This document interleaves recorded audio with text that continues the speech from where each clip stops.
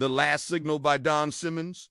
This is one of those books that's been in my to-be-read pile for like 20 years. It just came out, and I've heard so much about this book over the years. I was very excited to finally get around to reading it. It's a science fiction novel with elements of horror. And basically, it's about a guy named John Doe, who is a repairman on an oil rig off the coast of Louisiana in the near future. So, this is set like 20 or 30 years from now. Maybe even less than that. There's been an ecological disaster in the Gulf of Mexico, and the entire ecosystem has collapsed. The ocean is dead. You know, there are fish that are washing up on shore that are filled with tumors and other kinds of, mutations. The oil companies have hired these repairmen to go out and fix the rigs that are still standing because most of them sank. And our hero here, John Doe, he's a drifter. He's kind of washed up himself.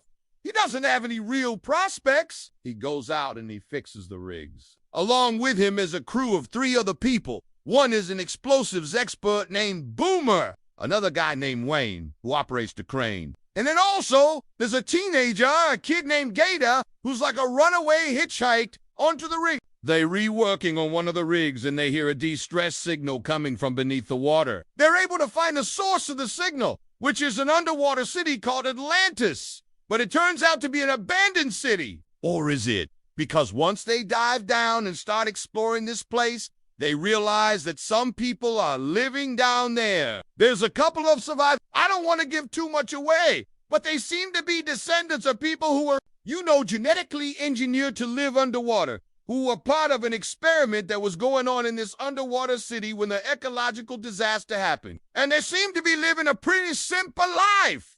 That kind of they worship these computers as gods. But our crew starts to get picked off one at a time. And so our hero, John Doe, he starts investigating what's going on. And he finds out that not only are there these human descendants living down there, there's also something else. There is something else that lives in the depths of the ocean that seems to be responsible for the collapse of the ecosystem and also the death of one of the crew members. As I said before, the main character's name is John Doe, and that is a clue as to what I thought about this character, because he really doesn't have any distinguishing characteristics. I think he may be like the dumbest character that I've ever read about. He does nothing but whine throughout the entire story. Every situation that he finds himself in, he always says things like, "I never wanted this.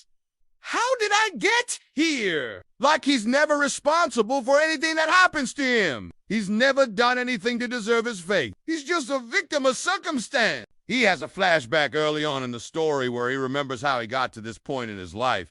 Basically, he had a family. He had a wife and a child. And he used to work as a repairman fixing cell phones and computers. But he killed both his wife and his child in an accident. And that's why he's now a drifter. Why he's now a nobody. He's basically cursed to wander the earth because he committed such atrocities. And honestly, I felt nothing for this character. I didn't care whether he lived or not. In fact, I kind of hoped he would die. And it's kind of funny because usually I feel bad for characters who die. Like, I don't want him to die. But with this guy, I was like, yeah, screw you, John Doe. Then there's the rest of the crew, the other 3 guys. Well, there's Gator, the teenage kid, right? And I was kind of hoping that he was going to be the protagonist. Maybe he would be the smart one. Maybe he would be the one who survived. But no, he's actually just as stupid as John Doe. I mean, he's a kid, but still,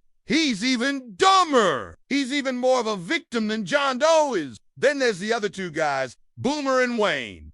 Wayne's kind of a redneck. He's a religious fanatic, and Boomer is a recovering drug addict. So they're all equally screwed up, right? They're all equally damaged goods, and they're all equally helpless. Nobody in this story is competent.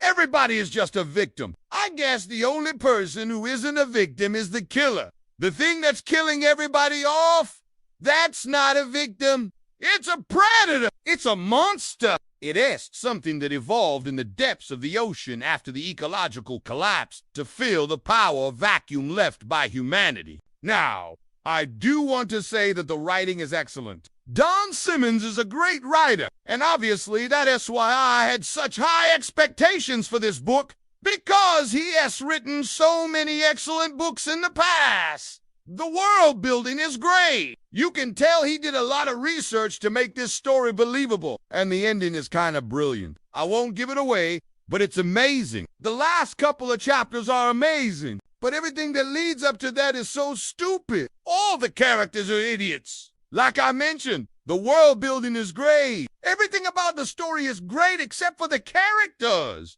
Like, I wouldn't mind if this was a zombie story. Like, if it was just mindless zombies running around. If the characters weren't so stupid, it could have been great. But because they're so stupid, it's hard to root for them. The reason I'm giving this book a 3 instead of a 1 is because of the last couple of chapters. If the rest of the book was like that, it would have been a 5. But as it is, I think a 3 is fair. If you're a big fan of Don Simmons, I think you'll still enjoy this book. Just don't expect the characters to be as strong as they usually are in his novels. Also, if you like Lovecraft and you like cosmic horror, this is for you. You'll love it. I love the way that he writes about the ocean. The ocean is such a huge presence in this book.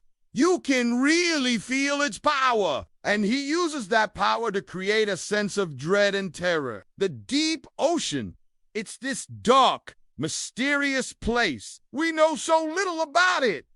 And Don Simmons uses that to his advantage. If you like stories about humanity's arrogance and our hubris, you'll probably like this book. That's another thing that I thought was really well done. You know, we keep finding ourselves in situations where we think we're smarter than we actually are. We think we're more advanced than we actually are. And we keep getting punished for it. And that's what happens in this story. So if you like those things, then I think you'll like this book. But if you're looking for strong characters, then this isn't the book for you. But again, the last couple of chapters are amazing. So I don't want to give the impression that the book is terrible. It's just, I expected more from the characters, that's all. But the ending almost makes up for it, almost. Well, I hope you enjoyed this video. If you did, please leave me a like. If you want to see more videos like this in the future, hit the subscribe button. I'll see you next time.